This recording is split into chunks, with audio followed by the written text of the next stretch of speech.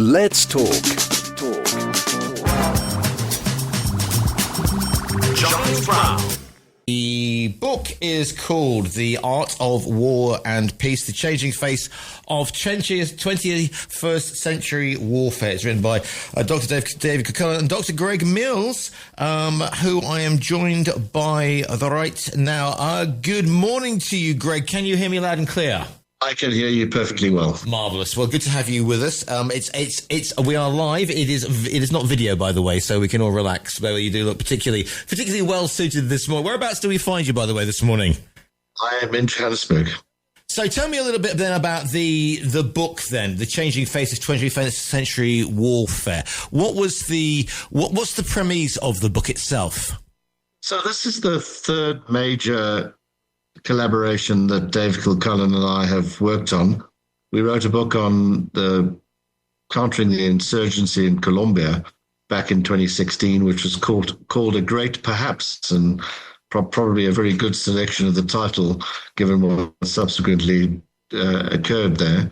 And then, since we were both advisors in Afghanistan at various times, and quite angry with the way, frankly, that it all turned out, in 2021, immediately after the failure of the international mission, and I use those words advisedly, we wrote a book together on why it failed, called The Ledger. Literally like a ledger, one entry on the good side of the page and another entry on the failure side of the page. And from that sprung The Art of War and Peace, which really, I suppose, draws on our experience as working as advisors to governments, but working in a lot of, I think, the more difficult places around the world, of which Afghanistan and Colombia are but two. And particularly, I've spent quite a lot of time in Ukraine over the past 3 years, done more than a dozen trips there to all the various different fronts and regions of the conflict. And from that sprung the idea of writing a longer, more forward-looking piece on, how modern war is being fought, what we can learn from war that's been fought currently and in the past, and how we could best assist those doing the fighting, but also those fundamentally trying to make peace, because war is only a tool, or the military aspect is only a tool, like diplomacy, like economic development and aid and other tools. And ultimately, it's down to getting the politics right. So this is a book really about why the politics goes wrong, vis Afghanistan, vis, Ukraine back in 2014, but of course more badly so in 2022. And then what this means, and I think what's happened in Ukraine, quite astonishingly, is the pace of development of a different form of warfare, particularly drone warfare. And I was recently back there and spent 2 weeks with various drone outfits. And it's incredible how quickly, I suppose, the anvil of war has sort of forged the need for very rapid development. And you've reached a situation now that, on the front line, engineers are getting feedback and then sending software updates to those troops fighting the war. So we're entering a different phase. It's attritional warfare, but it's a different sort of attritional warfare. And if you look at the way that warfare has changed since the 80 years, as we mark 80 years since the end of the Second World War, it's gone from heavily mechanized, Cold War type things with artillery, etc., and forward observers, to we had counterinsurgency, the Malaya situation, Vietnam. You were in Colombia, of course. The actions there.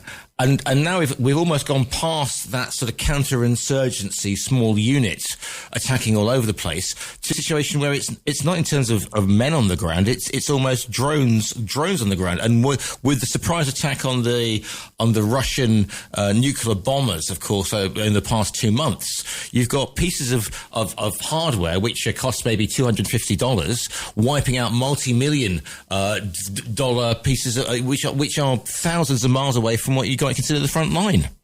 Yeah, I mean, I think it's still the same thing in many respects. It's still a war with a political objective, so that hasn't changed. The strategic level has remained consistent, but how the war was fought operationally and tactically, I think, has evolved very, very quickly.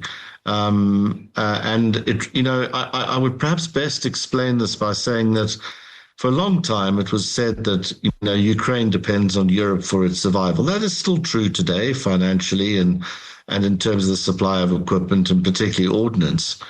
But as this war develops, increasingly Europe's security is going to depend on Ukraine, because the Ukrainians are so far ahead of probably the rest of Europe and indeed much of the rest of the world, with the exception probably of Russia, which is catching up very fast in terms of drone warfare. And of course, the next phase of drone warfare is autonomous drone warfare and how that'll be fought. That, yes, it's a different version of attrition, but ultimately two things. One is it's still about people in politics at the end of the day. So you've got to factor that in somehow. It's not, drones aren't making the decisions for you or shaping the environment for you. And I think the second part is it's still fundamentally about the art of war. I think in a attritional warfare of this nature, and even to an extent in Afghanistan, people lost the idea of it being about the art of war. There is an art to it. There is, of course, a quantity to it, and attritional warfare is much more about simply the number game, the empiricism of warfare, the volume of artillery that you can utilize. I mean, the Ukrainians were telling me, and I have to take their word for it, that they were using 10,000 drones a day, using up 10,000 drones a day currently on the front line. So that's 10,000 bits of guided artillery, effectively. Highly guided artillery can change its mind at the last minute and go somewhere else. So it still has a heavy industry attritional aspect to it. But the question as to how this ends, and the question as to how you put yourself in a good position to enable a favorable conclusion, still has to do with the art of war. And I think the Ukrainians learned that very painfully in their counteroffensive in 2023, where they squandered a lot of people against very, formidable defenses that the Russians had created. And they're going to have to learn that. If there's a temporary peace, particularly, they're going to have to learn that to build up their defenses, to be able to not just defend, but in a sense shape the Russians in the way in which the war would resume if it's only a temporary peace. So there's a number of scenarios currently around division, around temporary cessation of hostilities, which I think we have to take very seriously, because that's going to demand a longer term horizon than most politicians are capable of contemplating in a swift electoral cycle world in which we operate. Because the book is called The Art of War and Peace, and this is the crux, perhaps, because in the current situation, the way that wars have been fought, some people call them proxy wars or whatever they want to get off on, but you're never going to get back to the situation where you have unconditional surrender. You're not going to get an unconditional surrender of Russia. That's not going to happen. So therefore, we have to look at how we win, as Kissinger said, how we win the peace, or peace with honor, or something like that. And also, you have to look at the reasons that people will go to war. And if you have democracy, which is currently under all sorts of pressures because of the rise of populism on the one hand, and authoritarian regimes, i.e. vis-a-vis Russia on the other, then these are people who will see it's very easy to get into a war, but it is damn difficult to extract yourself into a peace. Yeah, a lot of the interviews took place in bits of Africa, of course, where I'm based, and I'm from Cape Town originally. And I spent a lot of time traipsing around the warlands of Ethiopia, and particularly Tigray, but also the Amharic parts of Ethiopia in the preparation of this book, because, in fact, many more people were killed there in roughly the same time phase as the Ukrainian, since the Russian and full-scale invasion of Ukraine in 2022. And many more people were killed in the Tigrayan war. So we need to understand how wars end. It's very seldom, in fact, there's only been a couple of times in history where there's what they call, and it's an interesting word, a debellation, where one side basically collapses and, gives up. And that's Germany in 1945. In fact, Japan wasn't a debellation because there was an unconditional surrender, but they weren't completely occupied and defeated in the same way that Germany was. And this raises the question, in a modern war with nuclear weapons present, you're not going to have a debulation of this sort because nuclear weapons, in a sense, prevent that from occurring. What you are going to have, you're going to have negotiations. And then this raises the question as to when do negotiations work? And there's a great quote from John F. Kennedy where he says, never negotiate out of fear, but never fear to negotiate. So you've got to, put yourself in that position, but you've also got to use your forces on the ground to give you the best possible outcome. And essentially what we learned in writing this book is that there's three components to successful negotiations. And very briefly, I'm not going to go into them and spoil them for you. But firstly, you need the parties, the conflicting parties, to realize that there's more to be gained by ending fighting than continuing with it.